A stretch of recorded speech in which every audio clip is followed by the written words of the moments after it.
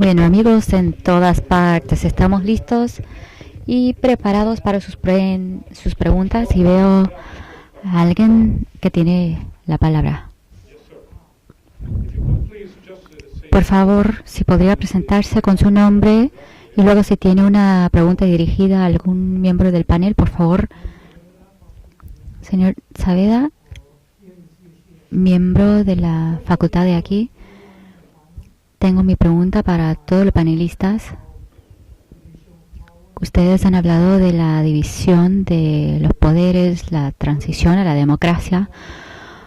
¿No le parece acaso que antes de la transición al poder, para comprender lo que es realmente la división de poderes, que tenemos que contar con una transición hacia el Estado de Derecho?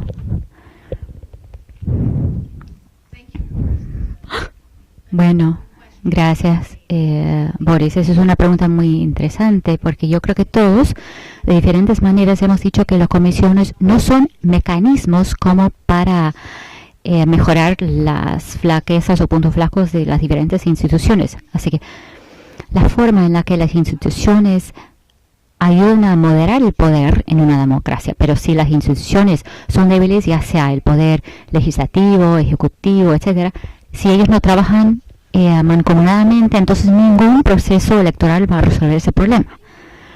También yo creo que hay problemas que no se resuelvan en los comicios debido a la naturaleza misma de las elecciones. Seguramente mis colegas pueden hablar de esto. Hay sistemas como el de Haití que son quien gana, gana todo. Así que la idea de ganar o perder en una elección y de manera pacífica es algo muy difícil de tragarse, ¿verdad? Si existe un sistema de ganar o perderlo todo. Recuerdo una vez que el gobierno estadounidense me hablaba de la forma de capacitar no a los ganadores, sino a los perdedores, como perder. Cuando hay un sistema de Estado de Derecho, si uno pierde ya sea en el fuero judicial o al Congreso, nosotros no nos armamos para acercarnos al Congreso y matar a alguien. Esto lo digo fuera de actos, ¿verdad? La cuestión es resolver pacíficamente los desacuerdos. Las instituciones más fortalecidas son la solución a largo plazo, pero la resolución a corto plazo es lo que han descrito mis colegas, la capacitación sobre sistemas electorales y la sociedad civil. Cuando funcionan bien los procesos, entonces no vemos la violencia.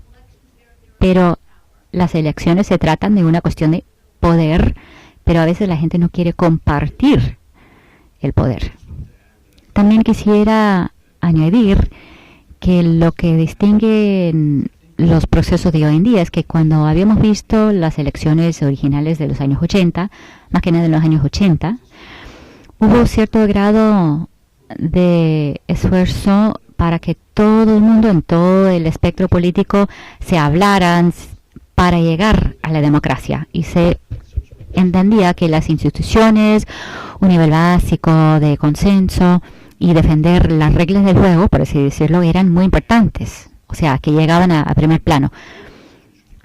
Y luego los procesos institucionales más antiguos, por ejemplo, en Costa Rica o en Venezuela en el 98, la gente pensaba en lo que había que hacer en común sobre, por ejemplo, los marcos institucionales básicos para no volver a lo de antes. Yo creo que el tema más candente hoy en día es que hemos perdido ese sentido de que se puede hablar de esto en todo el espectro político. Y esto entonces concede más importancia a esta teoría o estos ámbitos de perder o ganarlo todo. Entonces el debate sobre el Estado de Derecho y lo importante que es, se ha perdido, porque el miedo a volver a lo mismo es también lo que se ha perdido. Ahora simplemente tenemos miedo de vislumbrar el futuro si no ganamos. Simplemente quiero agregar que cuando hay un presidente o un gobierno y que el objetivo de esa persona es simplemente concentrar el poder, entonces esa persona o ese sistema necesita poder apoderarse de o controlar el sistema judicial. Y en esas situaciones hemos visto unas consecuencias muy negativas. Entonces, si deseamos unas instituciones más fuertes, es una cuestión de construirlas con el paso del tiempo. Ahora, también una cuestión de construirlas bien o mal. Si vamos por buen camino, pues perfecto. Hay otros países en los que no. Y esto es porque en aquellos países se tiene como objetivo la concentración de poder. Y cuando es el caso, entonces es básicamente el líder quien reina. Soy miembro de la docencia aquí. Soy ingeniero biométrico y no soy político, pero trato de hacer conexiones. Roberto, usted habló de la estabilidad con base en las cifras. Surge la pregunta entonces, ¿qué va a suceder acá en Estados Unidos? Porque también enfrentamos una crisis económica, tenemos un Congreso que no funciona, tenemos los problemas de la banca y no se mandó a nadie a la cárcel. Tenemos diferentes compañías que se ganan 30, 40 mil millones de dólares de ingresos nada más y les damos subvenciones, así que hay muchos problemas aquí. Y supongo que si se preguntara a todos los ciudadanos uno por uno, entonces la mayoría dirían que no a gran parte de lo que se está haciendo. Entonces, ¿es realmente una verdadera democracia? Entonces, nuevamente surge la pregunta, ¿en qué consiste una verdadera democracia? Yo sí admiro el proceso por el que ha atravesado los Estados Unidos en los últimos años, porque desde la perspectiva económica, y nuevamente no soy perito en ese tema, pero Estados Unidos sí se ha recuperado en gran medida de esa crisis económica y se ha hecho en muy corto plazo, comparado por ejemplo con la situación de Europa. Pero más puntualmente su pregunta, en el ámbito político, me siento muy orgulloso y también muy optimista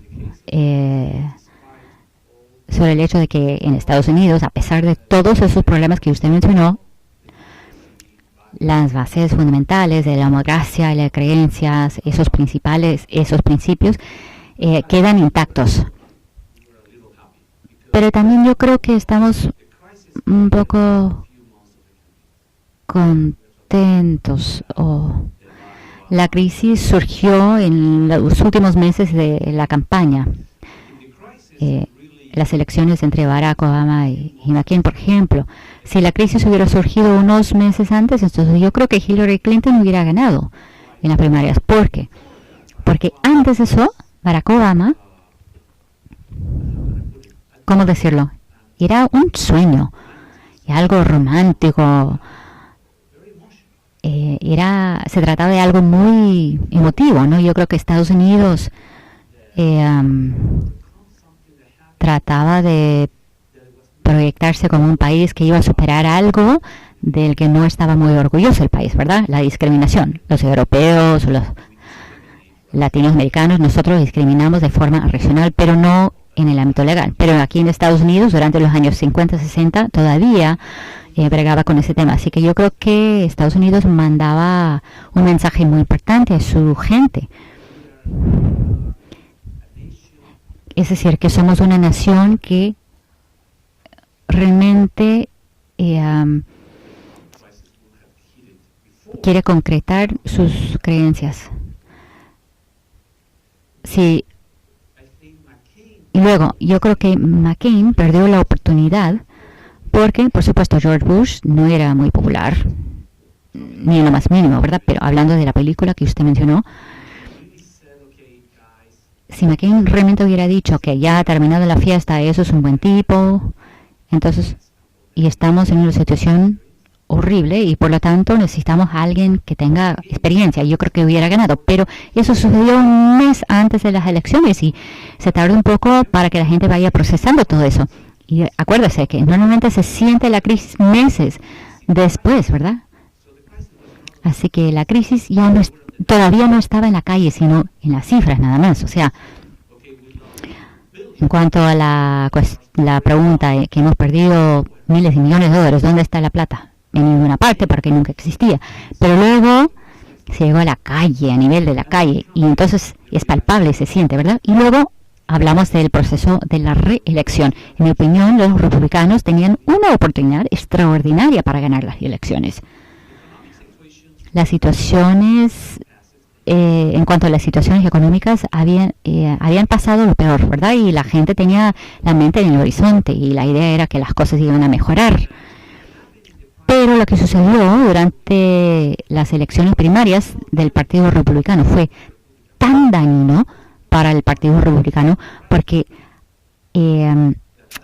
ajustó tanto a la derecha el Partido Republicano que hizo imposible que ellos ganaran las elecciones.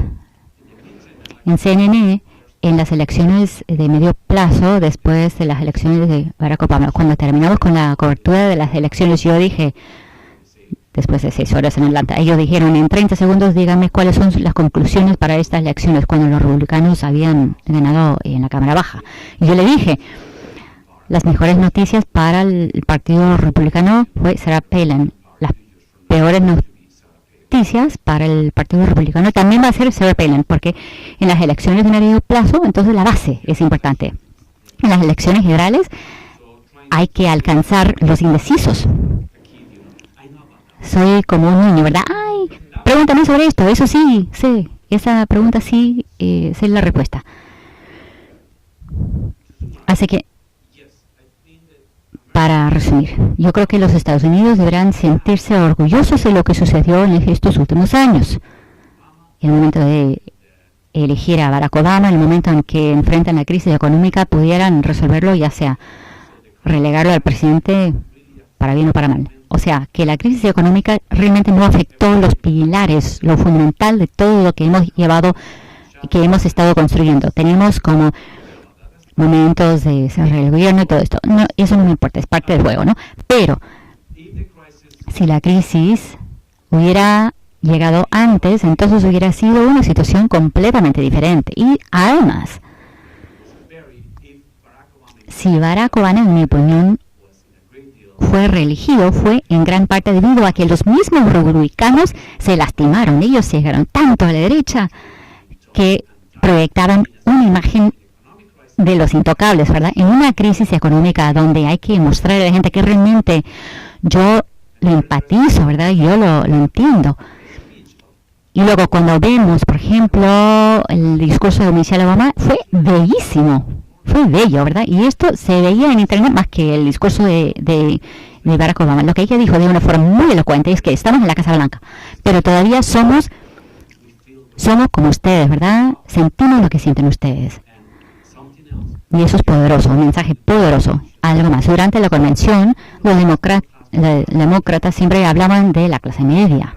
Siempre, la clase media. Recuerdo que enseñé cuando llegaron la convención republicana. Si yo no escucho tantas veces mención de la clase mediana, no van a ganar.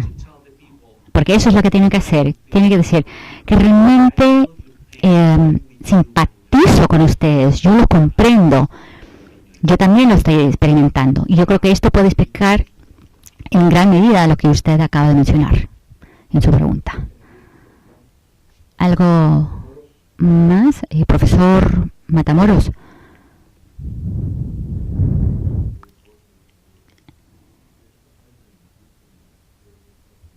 Gracias. Han sido fascinantes sus comentarios. El micrófono, por favor. Ahora sí me escuchan. Ya. Soy de Nicaragua y para mí han sido fascinantes sus comentarios. Y me hizo pensar en lo que había dicho un profesor. ¿Por qué es que la democracia se logró por primera vez en el centro de Europa y luego llegó a América Latina? El factor humano. Yo creo que tenemos un problema grande, es decir, la diferencia entre cómo se percibe la democracia en Estados Unidos y cómo se proyecta ese concepto en América Latina. En América Latina seguimos la tradición francesa y aquí en Estados Unidos las tradiciones inglesas. Podemos hablar de diferentes tipos de democracias. Podemos hablar de las democracias del ALBA, donde tenemos el poder ejecutivo que controla el legislativo y judicial. Hay países como Uruguay y otros, y podríamos hablar de porcentajes, pero esto ha ocasionado algo importante para nosotros, el colapso del sistema interamericano, porque en este momento, a estas alturas, no podemos hablar de una sola OEA, hay diferentes OEA, y en este momento creemos que la OEA necesita reestructurarse. En Honduras y Centroamérica se cree que Hernández ganó, pero si es el Partido Nacional o de Libre, que representa más del 50% de la población, pero más importante aún, ninguno de los países ALBA ha expresado una opinión. Ortega habló a favor de la victoria de Hernández. Así que Ortega es muy pragmático como político. Y en mi opinión, ahora tenemos como un punto de referencia, antes y después de las elecciones. Yo creo que esto es una gran oportunidad para Estados Unidos, que es un gran poder. Yo creo que uno de los retos que tenemos es si vamos a ser aliados.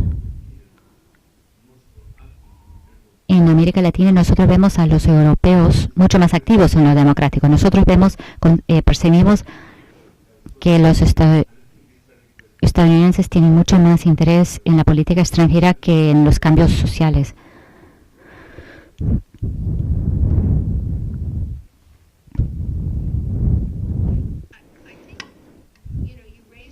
Usted abordó un tema que yo mencioné al principio, es decir, las lacras culturales que conllevan Estados Unidos desde hace muchos años de políticas que eran mucho más intervencionistas. Pero yo creo que ese legado no deberá pintar el futuro necesariamente. Desafortunadamente, lo que veo yo como una gran debilidad de la democracia en la región es que otros países que sí han creado unos ciclos democráticos muy fuertes y estables, Uruguay, Costa Rica, Brasil, que han tenido unos ciclos repetidos, no han estado tan dispuestos como para asumir puestos en un sistema interamericano para apoyar a estos sistemas electorales. Yo creo que Estados Unidos y la política de Obama siempre ha dicho que somos fuertes, pero no podemos hacerlo todo nosotros. Sin embargo, Estados Unidos no es ni observador en UNASUR ni en Canadá, tampoco somos observador en CELAC, así que se ha tomado una decisión de aislamiento. Si es el caso y si respetamos esa decisión de no estar ahí, entonces yo creo que otros países tienen que tomar el batón y apoyar, porque la carta de la OEA, al igual que la carta del sistema interamericano, hablan de principios de respetar la democracia. También la Carta de Naciones Unidas no contiene la palabra democracia. Y eso es un factor muy importante. El promover y proteger la democracia solo llegó a formar parte del lenguaje de la ONU después del golpe de Estado del 91 en Haití, cuando la ONU, trabajando con la Organización Regional y la OEA, se convirtió en aliado en un acto de intervención, capítulo 7, como para restaurar un gobierno elegido democráticamente de John Ortiz. Y eso fue la primera vez que se ha documentado el uso de operaciones de paz de la ONU en pro de un gobierno democráticamente elegido. Así que yo creo que se ha visto una evolución, porque la historia no es estática, es un proceso dinámico. Y si nosotros estamos viendo hacia el futuro, unos 20, 30 años, la situación más óptima sería una alianza entre ONU, Estados Unidos, Canadá, con las democracias más maduras para apoyar la sociedad civil, el fortalecimiento de las instituciones civiles, etcétera. Pero si nosotros seguimos volviendo a esta visión de que, bueno, debido al pasado, esto va a proyectarse sobre el futuro, no vamos a hacer los avances necesarios para quienes realmente aspiren a vivir en unas sociedades abiertas y libres. Eso es mi opinión.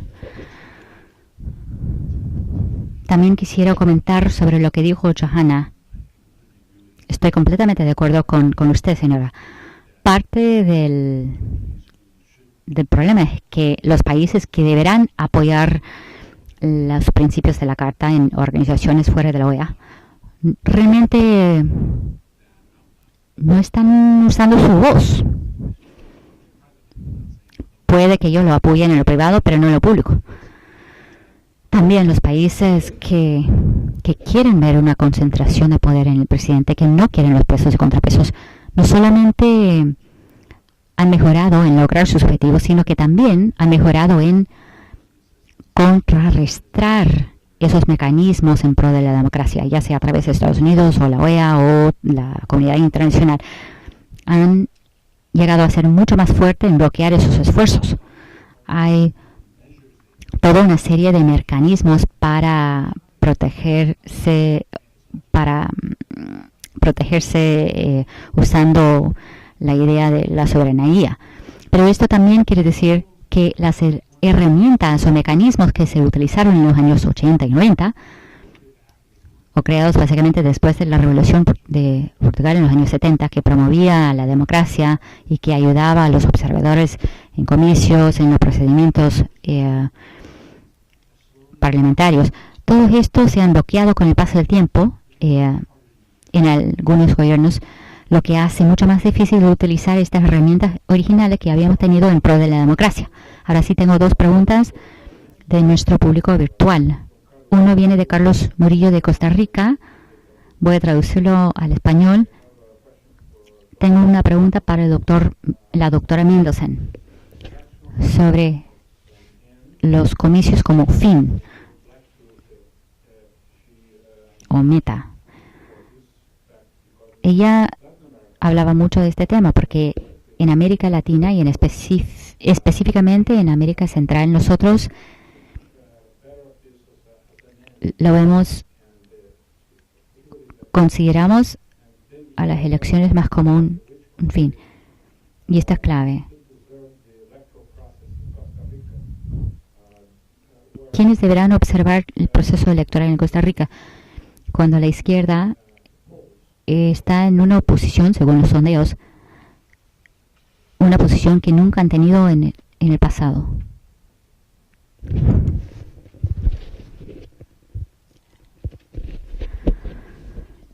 Permítame, seguramente mis colegas también quisieran comentar sobre este tema igual. Yo veo a las elecciones como la democracia. Es un proceso, es un medio que se utiliza para incorporar los deseos de la ciudadanía, etcétera. Es decir, un movimiento hacia una sociedad más abierta y libre. También veo a las elecciones como un proceso. Claro que tiene su fin, ¿verdad? Hay una fecha para las elecciones, reglas que se siguen, ojalá de alguna forma, pero la elección es realmente el punto de partida, no es el final. Así que cuando uno es electo, entonces tiene que bregar con los que perdieron y esos partidos, cómo hacer implementarse el plan de gobierno. Así que es algo continuo. El hecho de que uno haya ganado en las elecciones no quiere decir que se haya terminado. Por ejemplo, cuando Barack Obama ganó su segundo mandato, no fue la concretización de su primer mandato, sino un punto de partida en ese camino que tenía todavía que transcurrir. Eso quiere decir que son ambos procesos muy fluidos. Y lo más importante es, y por eso es que nadie había hablado de los sondeos de opinión. Roberto también podría hablar de este tema. es que estos son nada más unas fotos instantáneas de unos momentos en el tiempo. Sus opiniones cambian, son muy volátiles, se ven afectados por las crisis económicas, la falta de infraestructura, etcétera.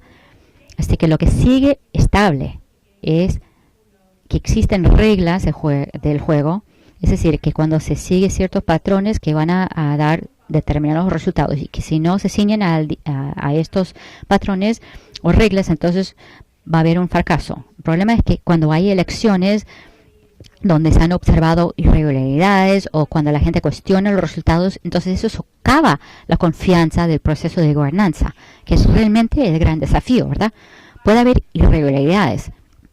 Como he fungido como oficial en diferentes comicios aquí en América Latina y África, yo en mi propio área de Maryland siempre quiero hablar con los jueces de comicios para preguntarles, ¿y qué van a hacer con estas papeletas que están aquí en esta caja? No somos inmunes en cuanto a este programa, pero yo confío en mi sistema. Es decir, el hecho de que estas bolsas de papeletas realmente van a contarse, ya sea voto electrónico o de mano. También he visto que cuando hay un alto nivel de confianza en el sistema, por ejemplo, en Brasil se celebró hace poco unas elecciones mayorales. Por ejemplo, se vota en 2 segundos, se mete la papeleta electoral, sale el recibo y nadie pone en entredicho ese proceso. Así que todos aspiramos a ese nivel de confianza que también sirve de cimientos o bases para otros sistemas democráticos, porque si usted cree que el sistema electoral es limpio, entonces está ameno con aceptar los resultados. Tal vez sea una respuesta un poco complicada, pero bueno, Carol y Roberto a lo mejor tienen comentarios también al respecto. La otra pregunta es sobre el proceso electoral en Costa Rica. Dice, ¿cómo lo ven ustedes? ¿Cómo lo evalúan? Especialmente cuando la izquierda está ahora en una posición sorprendente, algo inédito. No creo que puedo responder a la situación de Costa Rica. Lo único que puedo decir sobre Costa Rica, yo creo que tiene un sistema electoral muy limpio y bien establecido. Y no quiero comentar sobre la equidad, las equidades entre la derecha y la izquierda. Se rota el poder. Pero en cuanto a la seguridad pública, que es una preocupación muy importante en toda América Central, me llamó mucho la atención el hecho de que aún un país como Costa Rica, que siempre he visto como más abierto, más democrático, el 69% de la población en los sondeos dijo que ellos no contaban con un sistema bueno, robusto de seguridad pública. Ahora, esto fue en base a un sondeo hecho por Freedom House. Si se va polarizando a la derecha o a la izquierda, eso es en gran parte, en gran medida, resultado de la situación personal de uno. Entonces yo creo que esto se manifiesta cada vez más en Costa Rica. Y también los contrincantes siempre ganan y avanzan cuando hay una baja en o hay una situación peor económicamente hablando. Esto se ve también aquí en Estados Unidos en cuanto a los republicanos y los demócratas. Es difícil, siendo perito político como usted, por ejemplo, pronosticar sobre el futuro, dadas estas situaciones.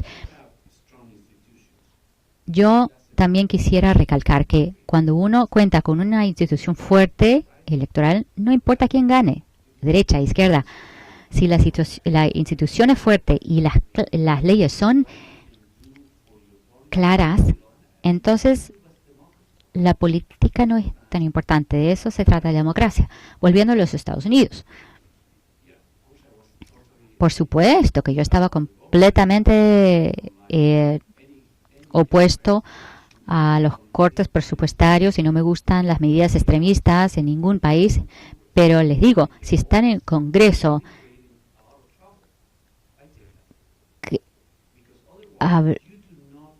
haciendo valer su voz, entonces está bien. Porque si no se deja a la gente tener voz y voto y manifestar en las calles, entonces hay problemas. Tristemente, cuando las democracias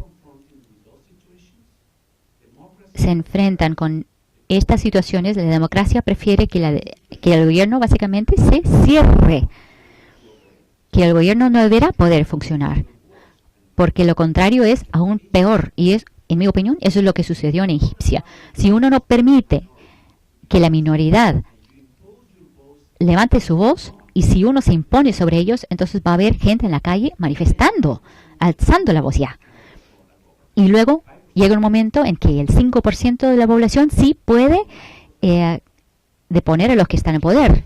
Volviendo a Costa Rica, si es Costa Rica, Uruguay, Chile, y en gran medida, no tanto, pero Colombia, México, las reglas no van a cambiarse tan fácilmente. Así que si ganan los de izquierda, los conservadores, ¿qué espacio de maniobra tienen ellos para hacer valer su agenda, verdad, su plan de gobierno? Esto se limita, porque la democracia se trata de esto, el gobierno limitado y, desafortunadamente, limitar el espacio de maniobra. Una pregunta más y luego pasamos a Patricia y será la última pregunta, a menos que levanten la mano. Ya, la última oportunidad que tienen. ¿Sí tiene una pregunta usted? La pregunta de Guatemala. Estás preguntando cómo deberíamos de evaluar el caso de Guatemala cuando dice que estamos repitiendo las elecciones para una posición municipal después de 2 años de elecciones generales, como va a ocurrir en Guatemala en los próximos días.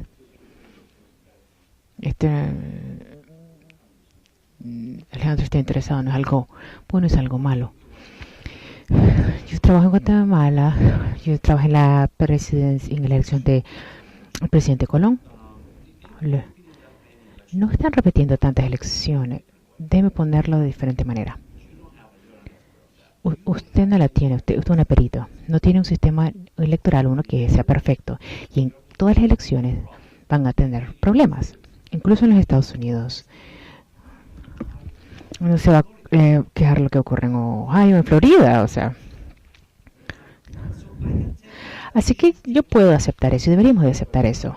Pero lo que no podemos aceptar es si la suma de esos problemas va a afectar el resultado final. Esa es la clave. No sé si me explico. Entonces, sí existen imperfecciones y problemas. Pero tenemos que enfocarnos en el hecho de que si añadimos esos problemas, el resultado final será diferente. Entonces sí es un problema. Las elecciones de México, Calderón con Manuel López 0.4 la diferencia, serán los problemas. El problema es que si el resultado será diferente, yo creo que no. Guatemala, por contrario, los programas en Guatemala, en mi opinión, van mucho más allá de lo que está ocurriendo en esas elecciones municipales. Con Haití tiene más pobreza, tenemos más pobreza que en cualquier otra área de la región. La marginalización es extremadamente alta. El único país donde los votantes actúan diferentes. De 2-1 perdió Álvaro en las áreas urbanas. Vamos a ganar en las áreas rurales de 4-1. 4-1-1.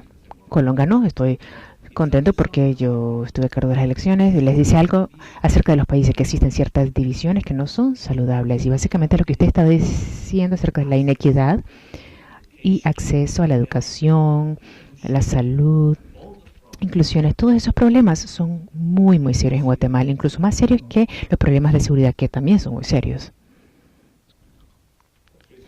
Patricia, vamos a escuchar las 2 preguntas finales ahora y luego les voy a dar la oportunidad al panel de responder y darle que presente sus comentarios de cierre.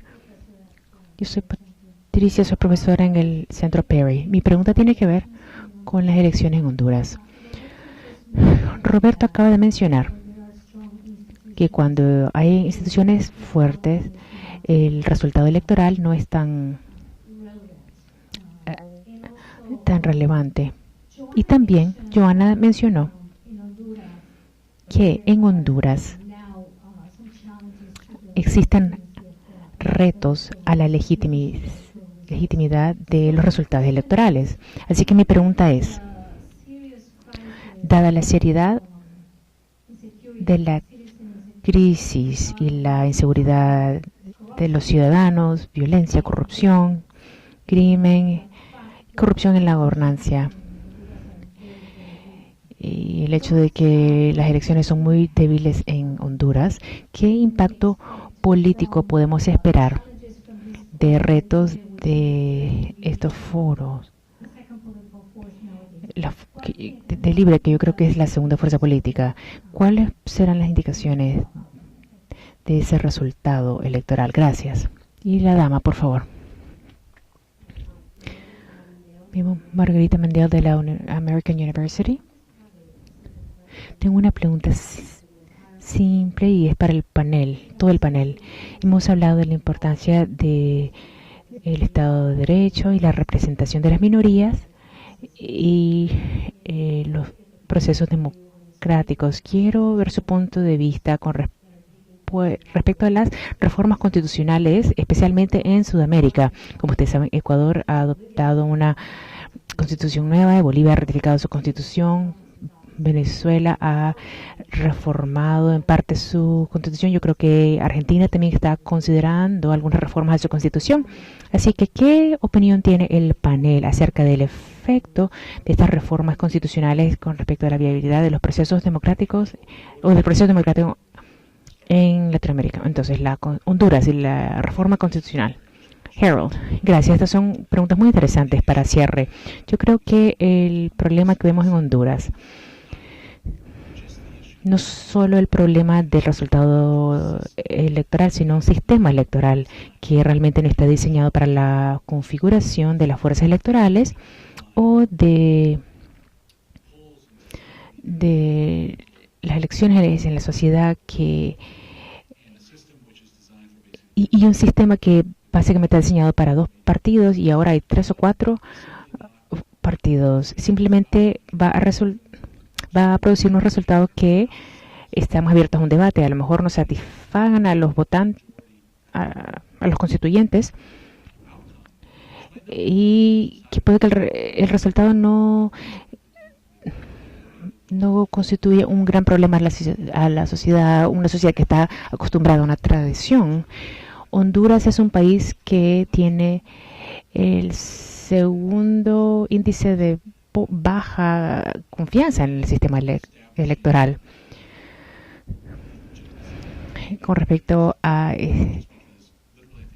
yo creo que solamente 43% de los hondureños aceptan el hecho de que las elecciones son legítimas. Ese es 43% de la población. Ese es un número bastante alto. Así que yo creo que ese es el problema ahí, que el sistema tendrá que tener una transición. Yo no estoy seguro si los partidos involucrados en el debate podrán llegar a una resolución, ya veremos. Y luego la segunda pregunta con respecto a la reforma a la Constitución. Yo creo que los países que usted mencionó claramente son países que en el presidencialismo electoral es el que ha avanzado más. Una de las cosas que surgen con respecto al diseño constitucional, las constituciones son las más congeladas porque son las más difíciles de cambiar, porque es como que le toman una foto que queda congelada en el tiempo a lo que está ocurriendo en el país. Entonces, teman control de otras ramas del gobierno, otros poderes del gobierno, y quieren transformar ese momento en el tiempo y quieren de esa manera mantener el control al hacer cambiar la Constitución. Con respecto a la economía, y como no está avanzando tanto, es el momento para llegar a esa configuración que beneficia a las personas que están actualmente en el poder. Yo creo que esa es la lógica base que está impulsando esto. Yo quisiera hablar acerca de su punto porque realmente tengo una opinión muy fuerte al respecto. Yo estuve en Ecuador cuando tuvieron la elección con respecto a la nueva constitución. Me entrevistaron y sí, un intelectual de la Universidad de George Washington me preguntaron cómo va a votar y ¿qué artículo va a votar que no? No, pero no he leído la constitución y no la voy a leer. ¿Por qué? Porque el hecho de que la Constitución tiene casi 500 artículos me dice que el gobierno no está entendiendo lo que es una Constitución. La Constitución es lo que constituye un país y tiene que expresar los valores básicos que compartimos. Y eso es algo difícil de conseguir. Si yo le digo a usted, dígame, no todo, pero dígame las 3 cosas más importantes en su vida, pues es difícil. Y si no tiene eso usted claro, lo más probable es que su vida va a ser desorientada, va a ser esto, lo otro. Y si tienen 500 cosas que la constituyen a usted, significa que usted no sabe realmente lo que la constituye. Es así de simple. Si usted se fija en la Constitución de los Estados Unidos, se refiere a la libertad de expresión, a la relación entre el gobierno y los ciudadanos y otras cosas básicas. Esos son los principios y reglas básicas en los cuales vamos a construir el sistema en su totalidad. Así como dijo Harold antes, básicamente todos esos cambios eran una herramienta para llegar a la concentración del poder en cierto momento con cierto líder o cierto liderazgo. Y eso fue posible porque esos países estaban viendo una transición, pero estaban teniendo éxito económicamente y le permitieron a sus líderes que hicieran lo que les diera la gana, siempre y cuando tenían éxito económico. Mi familia y yo. Eso es lo que ocurrió en muchos países de la región en los últimos años. Algo para cerrar, Joana, un comentario de las constituciones, y estoy de acuerdo con lo que dijo Roberto con respecto a estos mapas que tienen miles de artículos, pero uno de los cambios constitucionales que se han impulsado en muchos países, yo creo que ninguno de nosotros hablamos, es la extensión de los términos que sean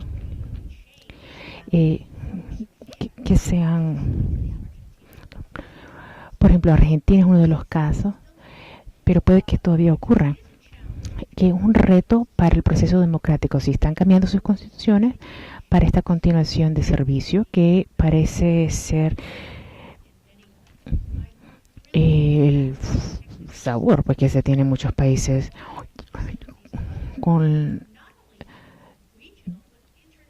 a nivel los gobiernos internacionales y a nivel regional, por ejemplo, de Europa, estamos viendo este tipo de extensión de poder. No es necesariamente saludable para la competencia y para el diálogo. Ese es mi comentario con la Constitución. Con respecto a Honduras, yo no soy tan pesimista.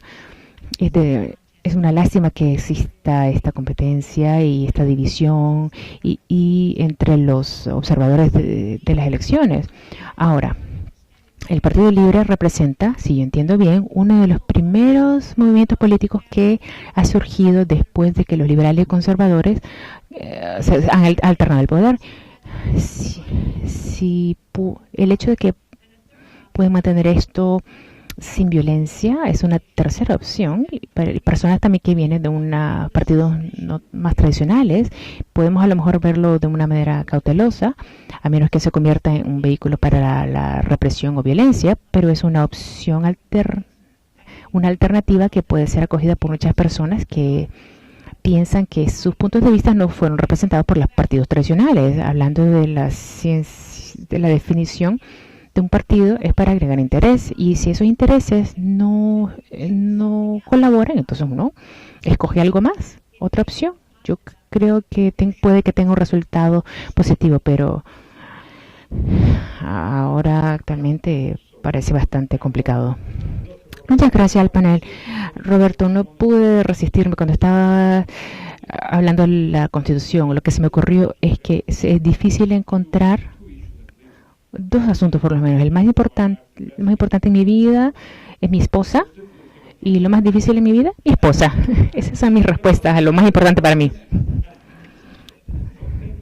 Muchas gracias por este panel excelente. Yo creo que nos han hecho reflexionar sobre muchos temas, y para nuestra audiencia vía internet, gracias. Por favor, lean nuestro sitio de web. Vamos a añadir más temas. Siempre les agradecemos su atención. Gracias a la audiencia por su atención. Y si me permite, dar las gracias a Mike Mann, que ha sido una pieza clave en este esfuerzo, y también a Mike Borders y Abbott y Tricia. Muchas gracias por su ayuda en este esfuerzo. Por favor, estén al tanto de todo lo que vamos a añadir en nuestro programa. Estamos tratando de hacer estos foros mensualmente. Si no lo hacemos con más frecuencia, Michael Mann es el hombre responsable de que esto no ocurra. Así que muchas gracias y que tengan un buen resto de la semana. Gracias.